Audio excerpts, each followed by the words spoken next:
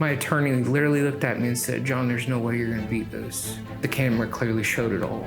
And it got to the point to where I was robbing people at gunpoint while still living at my parents' house. It was the most violent that I can remember because I had 3 seizures coming out of that overdose. And I did not want to admit I had a problem. I was going to church and using drugs at the same time because I was doing it because she went to church. I remember crying out to the Lord, and I asked him, I said, please take what it feels like. It's 16 years of hell. It got to the point to where my mom and dad were prepared to bury me. Hey, welcome everybody to the second episode of Shane Unchained. We're super excited about this episode. We have a special guest with us here, and this is John. John is a personal friend of mine, and he's also a brother in recovery, and he's going to share a little bit of his experience, strength, and hope with us about his journey in recovery, and I'm excited to let you go with it, man, so I'm going to turn it over to you. Thank you for being here, John. Most definitely, Shane. Yes, sir. Thank you. All right, well, my name is John. I am 41 years old. I grew up in Navarre, Florida, and military family, and was raised up very wealthy. Never went without growing up. So being in school at a young age, I was also diagnosed with a disability. I was diagnosed with ADHD at a very young age at 8. And that's when I believe my addiction started. I was prescribed as an Adderall, which is an amphetamine, and the traits of addiction, I believe, picked up right off track. Before you know it, 9 years old, 10 years old, I'm going into middle school, and by the time I'm even into 8th grade, I'm already selling my Adderall. Like I said, the addiction personality had already kicked in, and I didn't even realize it. Because even though I grew up in a wealthy family, there was one thing that starts in the addiction that we all chase for, which is money. And at 10 years old, money was a big part of my life. So going into that, I found somebody at my age who was on the same medication, who apparently his medication was cut off. And that's the crazy part about it. At 12 years old, I was doing that at a very young age. And, next thing you notice, I'm selling all of my prescription at 12. And then my whole family could pick up on that, because within 15 days after getting a new prescription, John's acting out in class again. And then come to find out, all of my medicine is gone. So I guess that was actually a sure indicator that you weren't taking your prescription medicine, that you were getting rid of them in some way because you were acting out again in class. So you're saying basically your family knew what was going on. Yes. And at 12 years old, John should not be in possession of his prescription. So one day my mother had decided to pull out my prescription and count my prescription. Well, there was no pills to count. Because I went in, it was my responsibility to go in, take my medicine while my mom was drinking her coffee, and take it. And, there were days where I would open up the bottle and pretend like I was pouring something in my hand, put the bottle back. And I was so sneaky and so conniving about it at 12 years old, to where she didn't realize it until, that moment had happened. Because I had a real hard problem sitting still. I still deal with it today. But so with that being said, that's when I believe my addiction had started.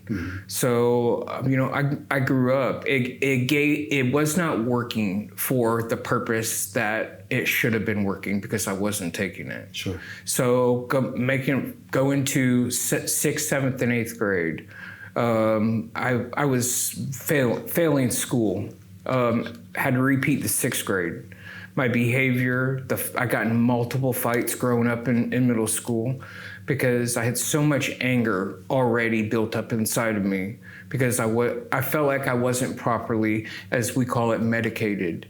And at 12 years old, I had no idea. I felt like today I feel like I was being shoved medicine down my throat, because I felt like the doctors were more indicated on money versus my own personal well-being. So 6th, 7th, and 8th grade, not on medication. I went back into it in ninth grade, my freshman year of high school. Went right back into the Adderall. At 16, 17 years old, I was able to go see a doctor by myself without my parents. I grew up, like I said, in a military family, so my dad was always deployed. And this is to be 100% accurate.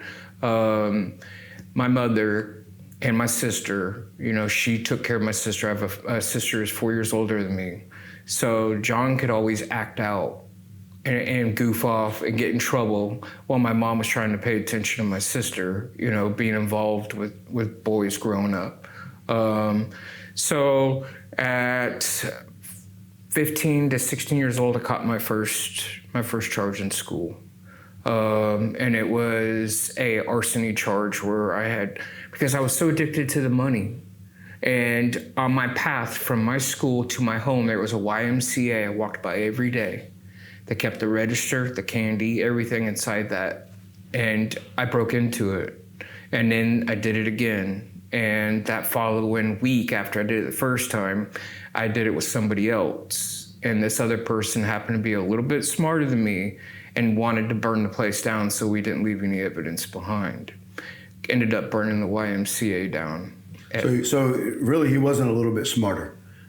Well, he had the intentions of being smarter, but right, true, yeah.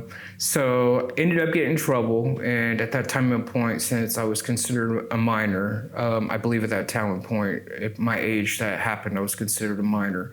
Ended up getting put on pretty much like a supervised control by my family, to where I wasn't allowed to hang out with anybody. I wasn't allowed to be with anybody. And, my own behavior and my own actions at that time and point put myself in that situation, but I didn't realize it. So that was middle school, going into high school. And I struggled. My 9th grade year, going into 10th grade, I ended up picking up and started smoking weed because I wasn't medicated. My Adderall kept me going, but it also was semi-working to where it was calming me down. And that's when, at 17 years old, I realized I dealt with sleep apnea. My brain would not quit racing. I could lay my head on a pillow, close my eyes, but I couldn't quit thinking. So that's when I started stepping into smoking weed, and found out through that and it was at 17 years old. I should not have been dealing with that to where I'm having to smoke weed to go to bed. I wasn't doing it to get high, to feel the effects. I was literally could not sleep. And so I started smoking weed. Did that through my whole 9th, 10th, 11th. Barely made it through graduation into high school. And by my 12th grade year, I started drinking real heavily. And, my 9th, 10th, 11th, 12th grade year, multiple fights, multiple expulsion from school, multiple referrals, missed a whole bunch of school because I was kicked out.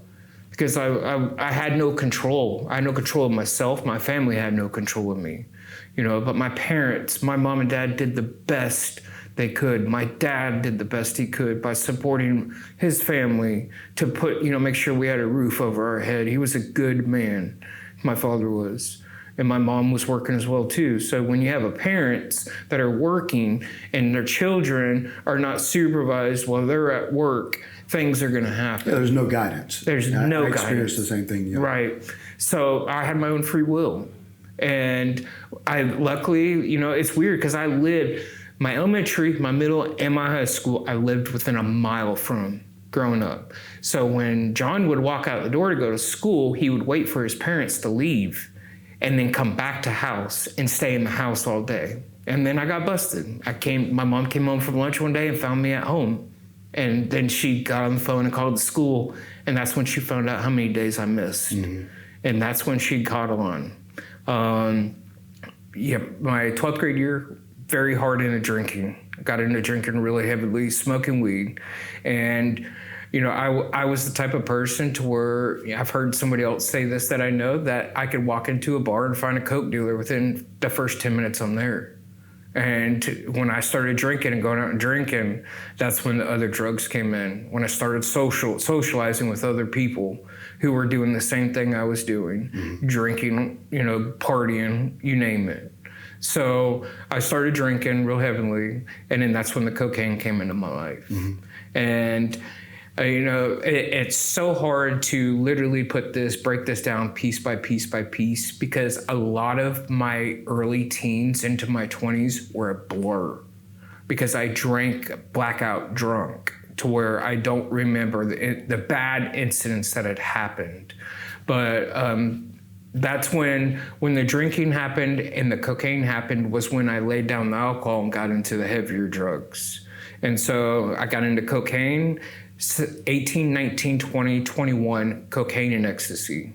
And it was hardcore, to where I was driving down to South Florida and picking up over, 1,000 ecstasy pills, driving back to where I lived and was selling them before I was 20 years old. Just got out of high school and I was doing this. And this is the life of what it is to run and gun, of doing drugs and drinking. There was no positivity to it.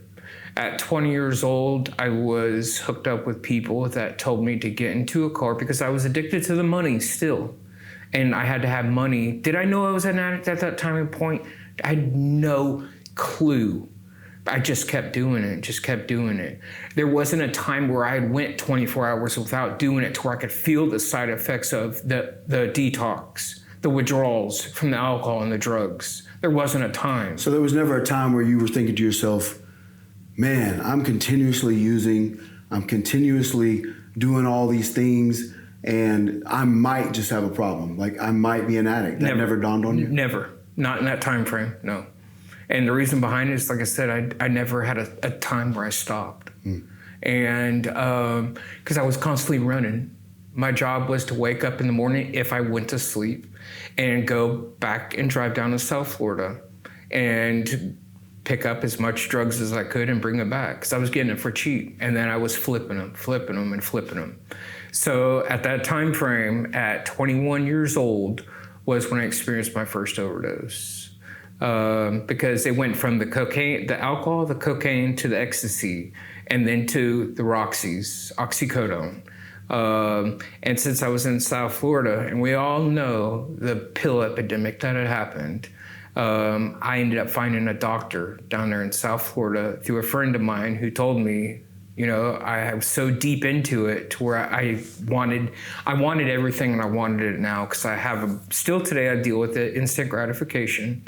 But at that time and point, it was instant gratification. Well, and I want to stop you for a second, because we all don't know, right? We think we all know because we used to run in those circles. But So in South Florida, there was a pill mill epidemic. Yes. Back in early 2000s, yes, somewhere in that time frame, and doctors were just writing scripts because they were getting rich off oxycodone, and you could go anywhere between Central Florida and South Florida and get these scripts. Yes, you almost just had to prove you had some minor injury, and they would write you scripts for this. And people were going down there and getting these pills that didn't even live down there and bringing them back to different places and selling them. Because in this particular area in Florida, it was rampant.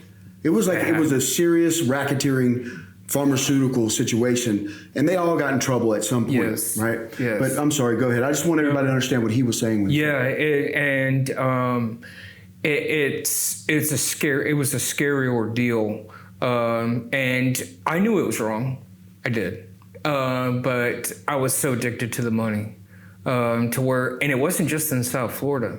I was coming from South Florida up to my town, because back then it was tri-county, means you can go 1, 2, 3 counties out and not have a cross link between pharmacies in South Florida to where I was living. And then when, at that time of the point, if I didn't do it right, I had to go out of Florida and then go to Mississippi. So that became a lifestyle of mine, to where I was going to South Florida, up here to where I live now, over to Mississippi. And when I started going to Mississippi, and this is the scary part, I drove at 21 years old. I got my Class A CDL driver's license, and John was using drugs while driving a semi-truck. And I was working for a company to where I found out through some old timers to where I could run 3 to 4 logbooks at one time and not sleep, because then again, I was addicted to the money. And when I had a reliable source where I didn't have to pay for gas and I was able to make money at a job and doctor shop at the same time, I was doing it. And I was constantly calling my recruiter and asking them if they could send me down to South Florida to pick up a load and over to Texas so I could go through Mississippi. So with all this being said and all this that you're going through, when did it start taking a turn for the severe unmanageability in your life? Okay, 22 years old. Okay. 22 years old was when I actually realized, when I went to the doctor my second time in South Florida, and my doctor got busted, got in trouble, to where, and it was another 16 more days to where my next appointment in Mississippi was, and John started detoxing when I ran out. And at that time and point, when I started throwing up cold shakes, that in that moment, within a matter of 4 hours after my last use, was whenever John realized I was addicted. I was dealing with it. And I think at 22, I didn't have the options or the research to be able to figure out what addiction was until later, to where I found out that I was an addict and I was addicted. So at 22 years old and not having my prescriptions was when I went back to the streets. And I had to support that addiction to where because I didn't know about rehabs. I didn't know about treatment facilities. And today we have those resources. But at that time and point, at 22, I didn't know that. And this is when it gets to the very serious part.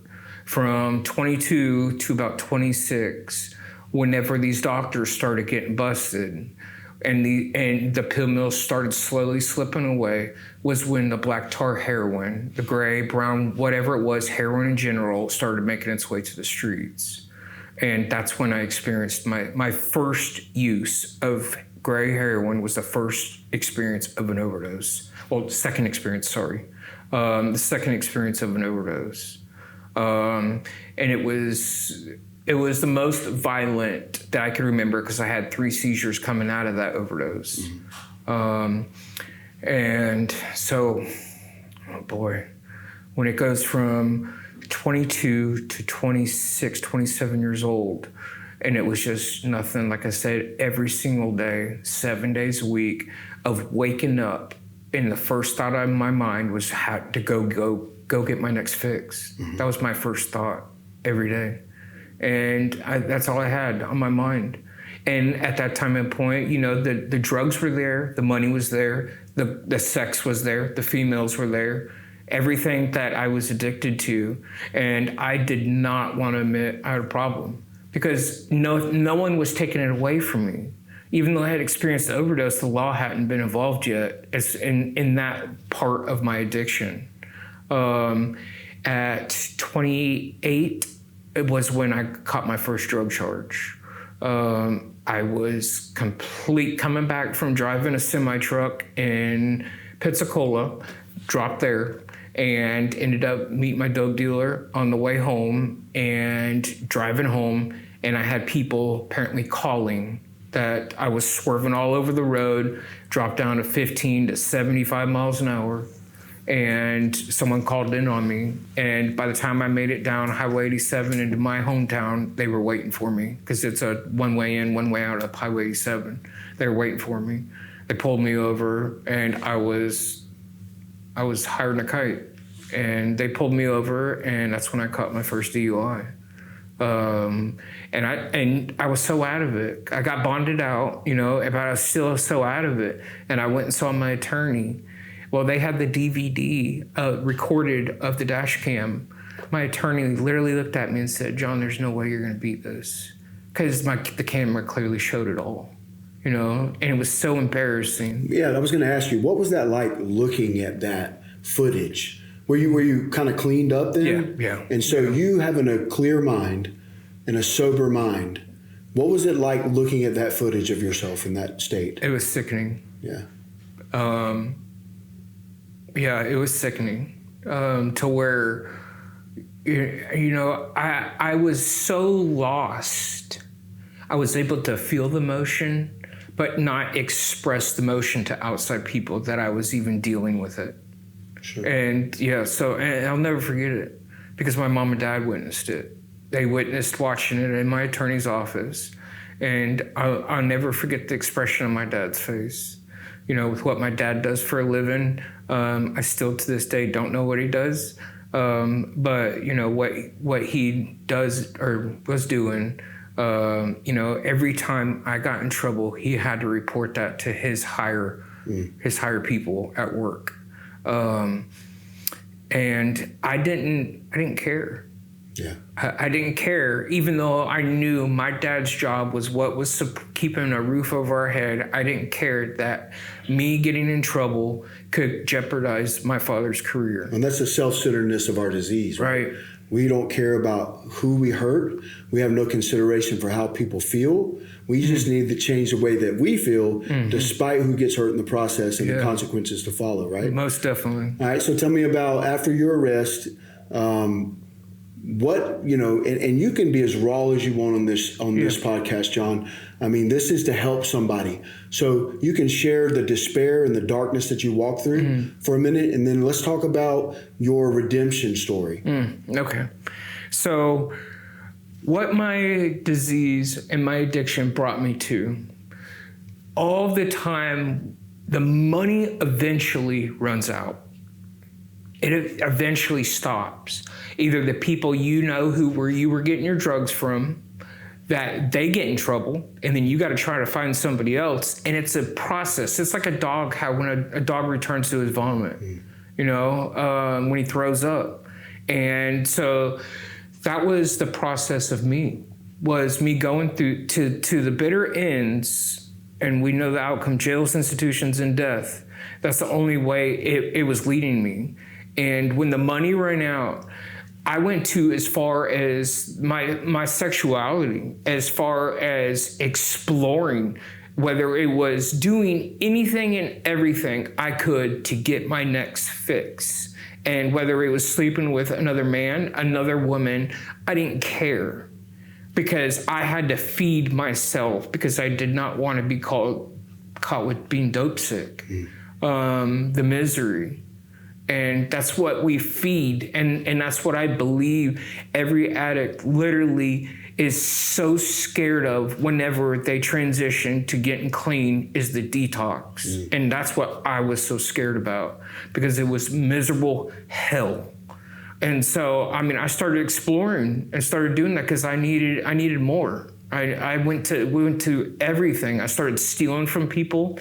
At that time and point, I had been caught with a felony, so I bought my first gun, because a DUI is a misdemeanor, not a felony. And so I bought my first gun, and it got to the point to where I was robbing people at gunpoint. I was robbing my dope dealers, and I was pulling guns on people, and while still living at my parents' house, while what my dad does for a living, doing all these things, and jeopardizing him. And doing all these things to where, like I said, robbing people. And I didn't care. Yeah. I didn't care whether you were a good citizen, you went to work every day, you had a child. I didn't care because I had to get more. And so that's what it brought me to the deep, dark side of what addiction. Because I hear other people's stories. And it makes me wonder, did you really go to the far better ends to get more? Everyone has their own story. Yeah. I get it. I think that's interesting because I know people that have suffered minor consequences, and that was enough for them. Right. And if it's like you or I went through it, man, and I just wasn't ready to quit, no matter what consequences I faced, being in prison or whatever happened to me. It took a lot for me, a lot of pain. So I get exactly what you're saying. Yeah, it took a lot. And multiple trips to jail. Yeah. And still, the minute I get bonded out, looking for a fix. And the sick, twisted part is I went into jail clean and came out a drug addict. And a lot of people still today don't know this, but there is a big problem in prison. I saw more drugs in prison a lot of times than I did on the streets. And that's where, that's when I experienced my first, we call it 2G spice, whatever. And the even the medication that is to help treat people with addiction was in prison. And I used about every 2-3 days locked up. And that it was hard because I came out on probation and I was using drugs in prison. Yeah. And now John has to figure out how to try to get clean. And I went to the so bitter ends of buying people's pee and hiding it in my waist, wrapping hand warmers around the pill bottle, and then carrying a thermometer in my pocket. So when I had to go pee, I checked the temperature of my pee to make sure it would not throw them a red flag. I was conniving sneaky. I did anything and everything I could to where I wouldn't get in trouble and I could still keep going. You were an ingenuitive type of addict, weren't you? Big time. Yeah. Innovator of your time. Yeah, big time. So let me ask you, where was this pivotal moment that you came to a place where you're like, I just can't do this anymore? Okay. So before we get to that point, there is 3 times I went to treatment. And it was not for my own personal self-well-being. I was court ordered, or I went for my mom and dad. And I didn't go for myself. I just did it because people wanted me to go, you know? And this part is where when I finally said I was done, and all of everything I have said, there is multiple drug overdoses that have happened, 17 of them. 17 drug overdoses. In the meantime, my last time in treatment, I lost 21 friends to addiction. 7 of them I OD'd and made it. So 27 of them, 28 of them almost lost their lives, and then the other ones did. And in that process was my last overdose. I have gotten clean, went a couple of weeks without using, managed to get a job, because there's 3 things what happens when you get clean. You want your family back, you want to make amends with people, you want a job, you want your own place back, you want your wife, your girlfriend back, you want everything back before you started using. And I had to get help. That's the thing, is I was getting out of treatment and I wasn't dealing with the mental side. I was dealing with the addiction side. And so that's what I've learned is when I got out of treatment is that you have to deal with the mental side before you start treating the addiction side, or it's not going to work.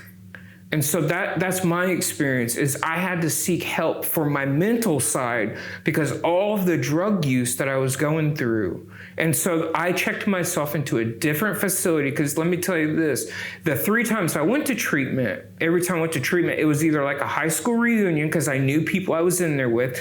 I got phone numbers from people I was in there with, and I should have never done that, because those were phone numbers where I could pick up the phone and call somebody and say, hey, are you doing okay? And if they tell you no, okay, then that means they relapse. That means I now got to connect to where I can get drugs from. So that was my biggest thing so my last time I checked myself into treatment, and I have no problem mentioning this, I went to treatment at Florida Springs in Panama City. The place absolutely changed my life. But how that happened and it's so weird because what happened was I got health insurance from Florida Blue, and I'd been paying my health insurance. And then I found out I could get it for free because I didn't have a job. I couldn't get a job because I was using drugs so much, constantly in trouble. So I get Florida Marketplace, Florida Blue, and come to find out, my wife had picked up the phone and called the insurance company and asked them, hey, do you guys support somebody, that can go check themselves into a detox or, a rehab? Well, this place, the lady actually on the phone recommended this treatment facility, and she, I think, was in Wisconsin, and she recommended this treatment facility. So I went to treatment, there, completely paid for by the grace of God that even happened. And the transition from how it happened when she put me in her car, because I was willing at that time of point, something just snapped inside of me because I'd met a good woman. I was going to church and using drugs at the same time because I was doing it because she went to church. Everyone that I knew when I tried to get clean was going to church. But I couldn't put down the dope. So, when I checked myself in that treatment, I remember I was withdrawing so hard. I was sweating. I had used like 11 hours ago, and I was going through it still. 11 hours after my last use, and I was still detoxing, to where I could use one time in the past, and I'd be good for 24 hours. It got to where I was using every couple hours. I had been checked into treatment. I still wasn't willing to get clean, even though I went to treatment, because John had strapped needles to his legs. And then when they stripped me butt naked in the rehab facility to see, if I was carrying anything on me, and sure enough, I had needles fall out. I had taken pantyhose liners and wrapped needles around my thigh because I was still, and at that time and point when I stripped myself and I was completely exposed all the way down to my bare skin, how sick I really was. At that time and point, I felt a sense of relief. Because even though I was withdrawing, even though I was detoxing, I went into that room with another boy who was 19. A 19-year-old boy was in that room with me. And I was 38 when I went into treatment, my last time. And I remember, I didn't care he was there. I remember laying on the floor, not in bed, laying on the floor, curled up in a ball. My body's cramping, I'm pouring sweat, and I'm detoxing. And I remember, because before I went to treatment, I remember my wife had put on some prayer music, and we listened to Brandon Lake on the radio. And I believe that was at that time a point that I tried, was when I believe I opened up a gate for my higher power to come in, even though I didn't realize it. Because when I went into treatment and I laid on that floor, curled up in a ball, and I was crying because all I could think about was dope. I got chill bumps right now, man. Mm-hmm. I got chill bumps. All I could think about was dope. And then it's like everything was flashing in front of my eyes. And I remember I didn't care that boy was there. And I remember closing my eyes, and I remember crying out to the Lord. And I asked him, I said, please take what it feels like. Because 16 years of hell.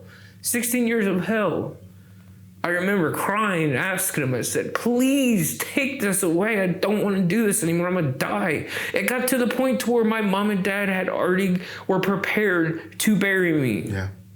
They were prepared. And I remember crying. I hadn't eaten anything in like 6 days. My wife bought me something from Whataburger on the way to the treatment facility. I think I took a bite of the hamburger and spit it out because I couldn't intake any food. And I remember crying out to the Lord at that time and point. And I remember just, I'll do whatever it is you want me to do. I'll never forget it. And when I cried out for help, was at the time and point, 3 days had gone by.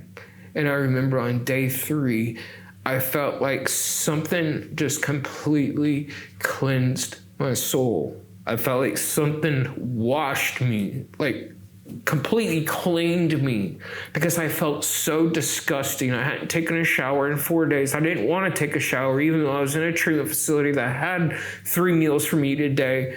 I couldn't ingest food. And also prior to this happening, 3 days prior to me going to that hospital was when I had another drug overdose. My liver was bulging out of the side of my waist because it almost exploded because the amount of toxins that were in my blood, my liver couldn't keep up anymore. So when I went from out of the hospital, and then I used again, didn't care, I used again, and then I went And that's when we had that sit down conversation to where, there's some key detail that I think is very important, because family and people who I was going to church with intervened. My wife is a recovering addict, and she's been clean, I think, almost 4 years. And they intervened. They showed up at her apartment, packed my stuff and put it in her front yard, and told me I was not going to live underneath their room, in there, thinking I could have sex with her and use drugs, not be married to her, and live in the same roof, not have a job, and jeopardize her recovery. So people helped, people intervened in my life that I'm so thankful for that they did that, and when they intervened, when that all happened in that treatment facility, I remember on day 3 of me waking up, I went downstairs and I ate so much damn food, so much. And like I said, all it took was me it's funny, I got the tattoo here that says surrender. All it took was me to completely surrender to the process. To finally say, I'm done. I'm tired of it. Completely tired of it. I lost everything so many times, so much, and got it all back. Lost it again, and so when I was in treatment, that was October 16th of 2023 was the last time I had put any mind-altering substances in my body. Amen. Yeah, and that's what I've been kept me clean today, because when I experienced that spiritual awakening was whenever I believe everything just fell into place since then. So, and that's beautiful. Thank you so much. Yeah. I want to start by saying thank you for exposing some of the dark and ugly truths about where addiction takes us. Yeah. That's going to help somebody. That's going to free somebody. Somebody heard that out there and they don't feel so alone. They don't feel completely broken because they hear you share that. And they may have participated in that, or they may be participating in that right now. Mm-hmm. And somebody heard you say that, and they don't feel so alone and like they're the only one in the world that would go to those depths and those lengths to get another one.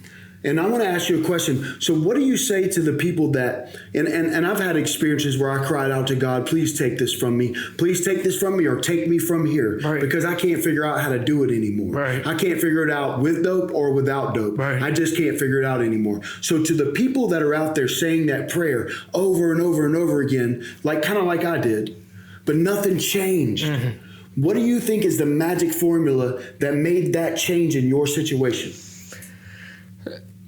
So, believing and having faith, because I had a problem with instant gratification. And so whenever at that time and point when I cried out and I asked for help, because I've done it so many times, but when I felt that sense of relief, I had to put the footwork in. I had to finally say, I'm done. So what I believe is that whenever someone is still can't get out of the strangulation of the addiction, of the disease, of even if you are not hearing or listening to what is being said to you, whether it's through a spiritual connection or through family, of don't give up hope, that there is a way out. But the thing is that it's not going to be handed to you.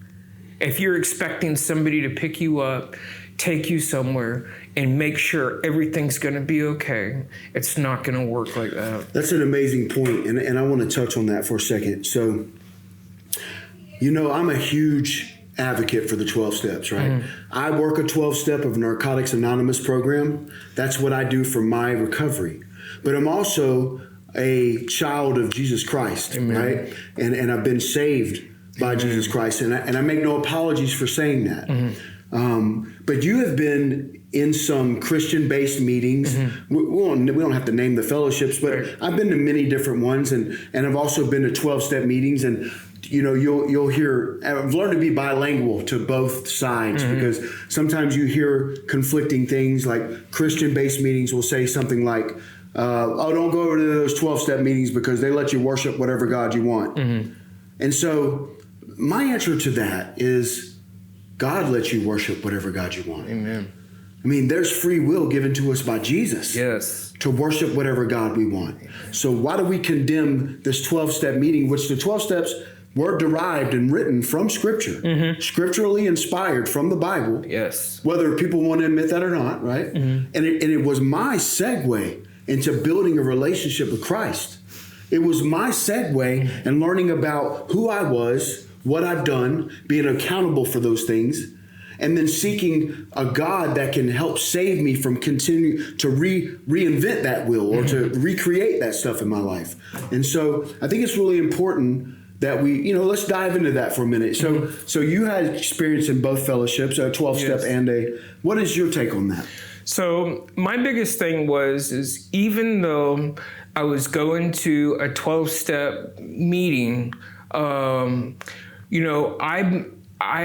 was working a 12-step program, but I was not working the spirituality parts of the program. Okay, our program, that 12-step program is based off spiritual principles. Okay, I was spiritually bankrupt. So even though I was working a program, I could never find the spiritual side of the program. So I had to experience, I listened. I believe God gave us 2 ears and 1 mouth for a reason. Is to listen.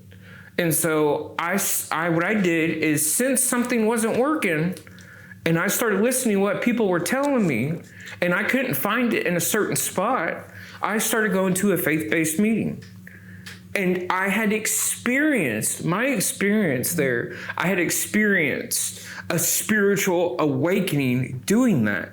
It allowed me to get connected with a higher power that I choose to call God, and allowed me to get connected with that.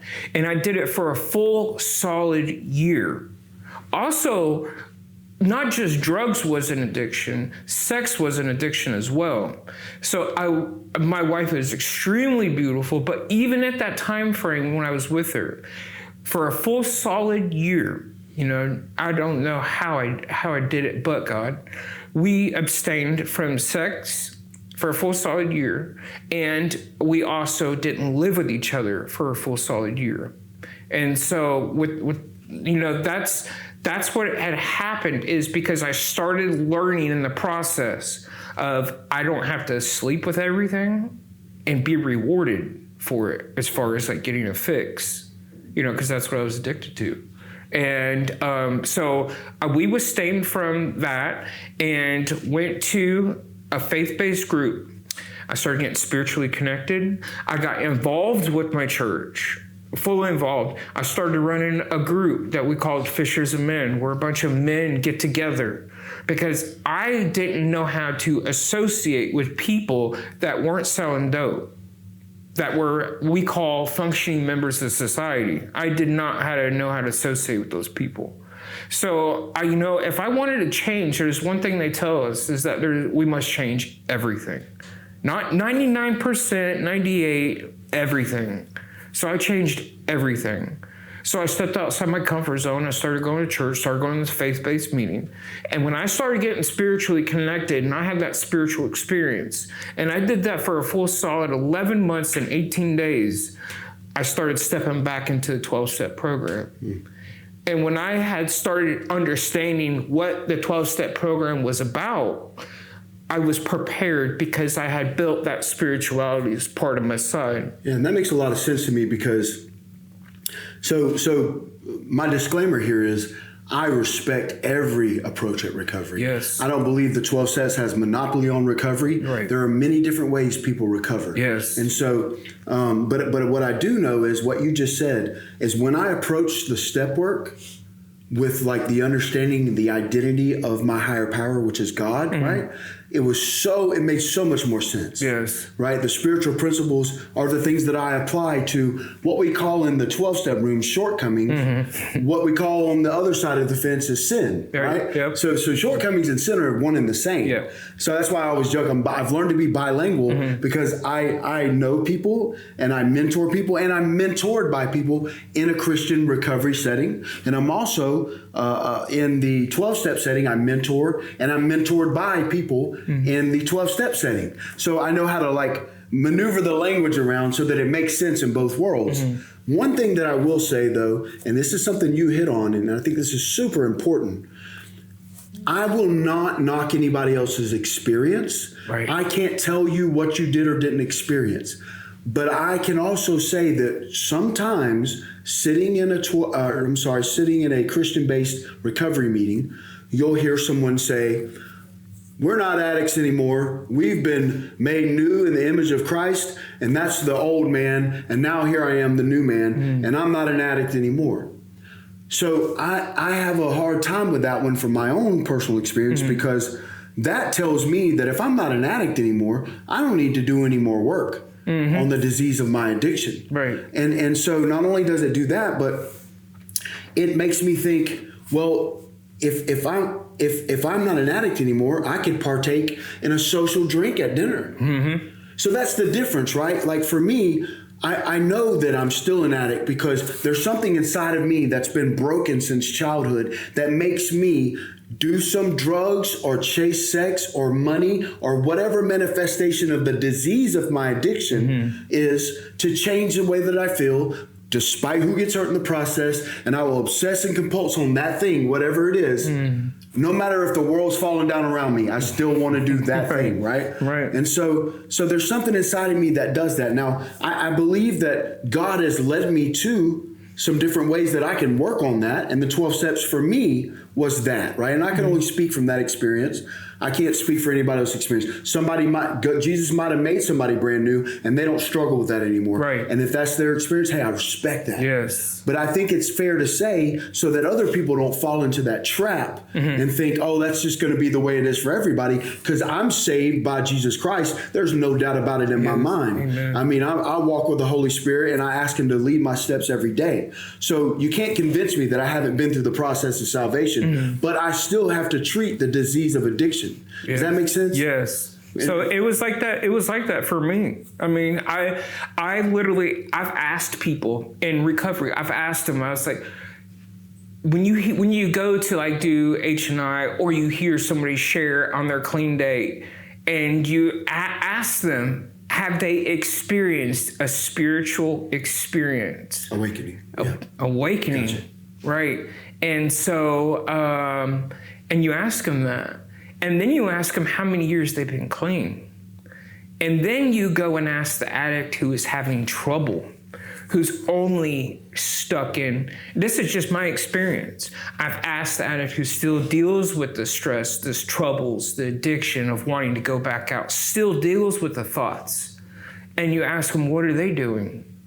And this is just my experience of, I've had more people have shared how they've been able to maintain their clean time was that they developed a spiritual relationship with their higher power, which is God.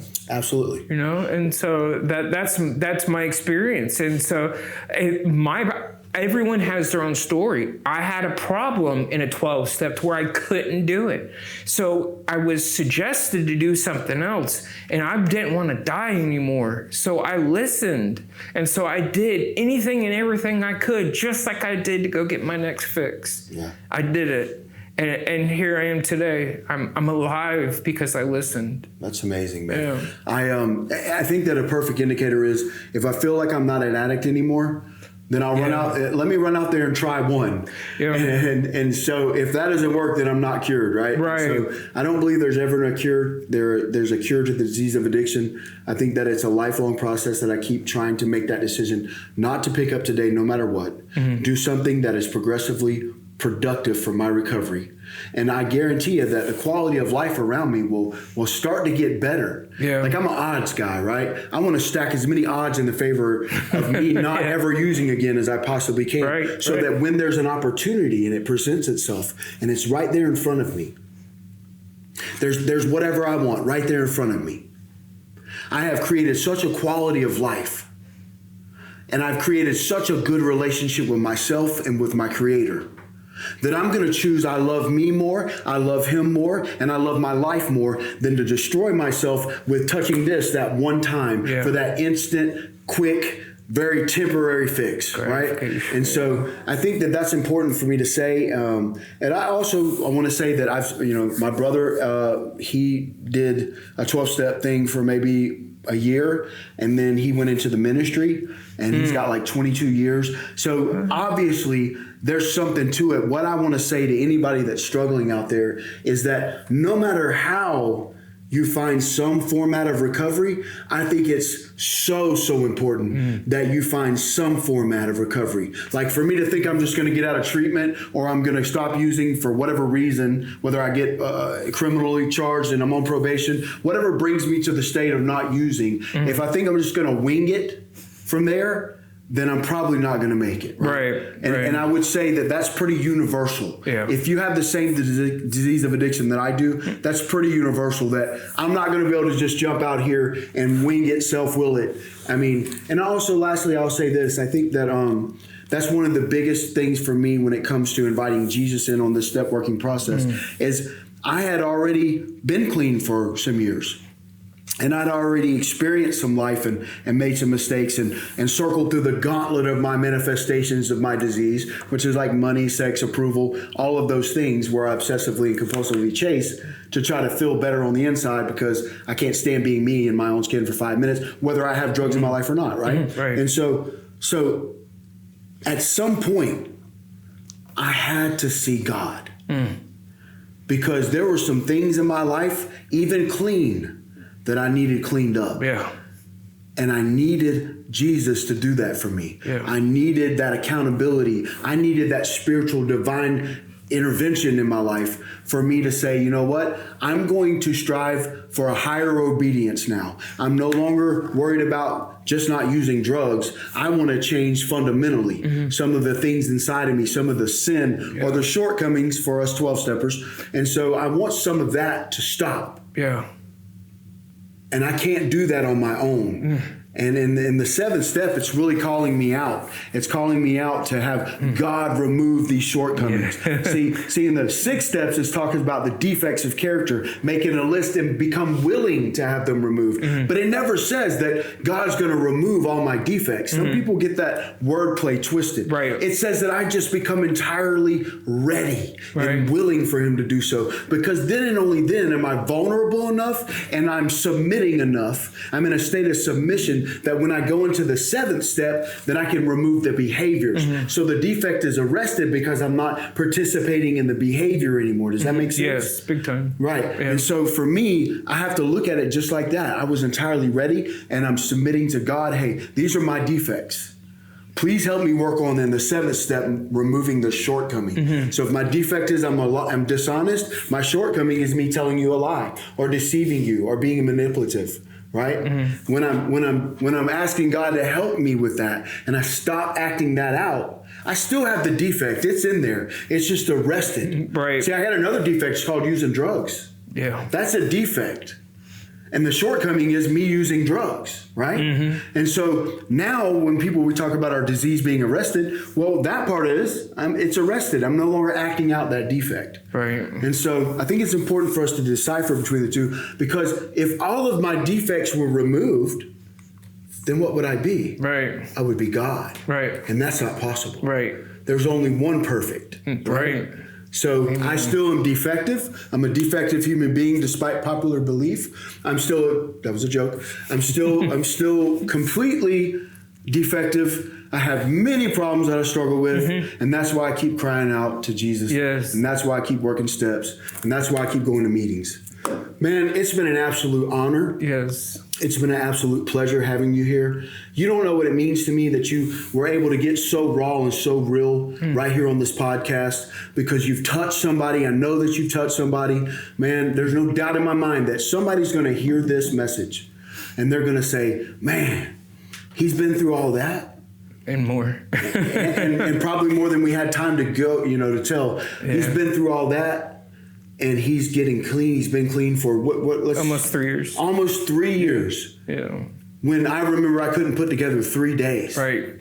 or a couple months. Or minutes, right? Right, or minutes, yeah. Well, God bless you, brother. Thank you so much for being here. It was an honor. Thank you. I appreciate you, man. Most definitely. Hey, guys, if you like this and you want to see more of this, which we're going to give it to you whether you want to see it or not, you can like and subscribe.